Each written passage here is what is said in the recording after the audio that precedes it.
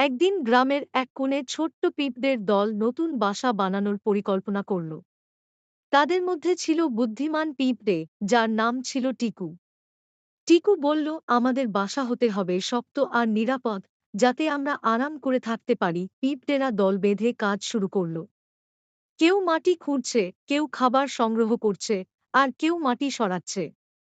সবাই মিলে মিলেমিশে কাজ করছে। ছোট্ট পিঁপড়েদের এই কর্মঠতা দেখে গাছের পাখিরা অবাক হয়ে গেল। একদিন হঠাৎ কালো মেঘ করে বৃষ্টি নামল। পিঁপড়েদের নতুন বাসা এখনো ঠিক মতো তৈরি হয়নি। তারা খুব দুশ্চিন্তায় পড়ল। টিকু বলল, আমাদের কাজ বন্ধ করা চলবে না। বর্ষার আগে আমাদের বাসা সম্পূর্ণ করতে হবে। পিঁপড়েরা তাদের কাজের গতি বাড়িয়ে দিল। সবাই একসঙ্গে মিলে কাজ করে যাচ্ছে, যেন তাদের বাসা বর্ষার পানি থেকে রক্ষা পায়।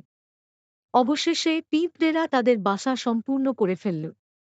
মাটির ছোট্ট গুহায় তারা তাদের খাবার, ডিম এবং নিজেদের থাকার জায়গা তৈরি করেছে। তাদের বাসা এখন বর্ষার পানি থেকে রক্ষা পাওয়ার মতো শক্তিশালী হয়েছে।